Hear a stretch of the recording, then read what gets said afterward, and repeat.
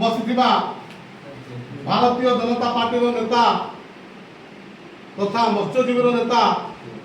ଯେ କି ଆମ ଗଞ୍ଜାମ ଜିଲ୍ଲା ଅନୁସୂଚିତ ଜାତିର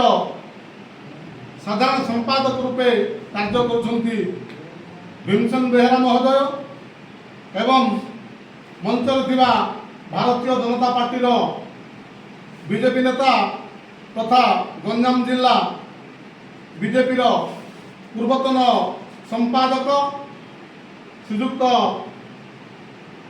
ଲକ୍ଷ୍ମୀନାରାୟଣ ବସିଥିବା ଭାରତୀୟ ଜନତା ପାର୍ଟିର ନେତା ତଥା ମତ୍ସ୍ୟଜୀବୀର ନେତା ଯେ କି ଆମ ଗଞ୍ଜାମ ଜିଲ୍ଲା ଅନୁସୂଚିତ ଜାତିର ସାଧାରଣ ସମ୍ପାଦକ ରୂପେ କାର୍ଯ୍ୟ କରୁଛନ୍ତି ଭୀମସେନ ବେହେରା ମହୋଦୟ ଏବଂ ମଞ୍ଚରେ ଥିବା ଭାରତୀୟ ଜନତା ପାର୍ଟିର ବିଜେପି ନେତା ତଥା ଗଞ୍ଜାମ ଜିଲ୍ଲା ବିଜେପିର ପୂର୍ବତନ ସମ୍ପାଦକ ଶ୍ରୀଯୁକ୍ତ ଲକ୍ଷ୍ମୀନାରାୟଣ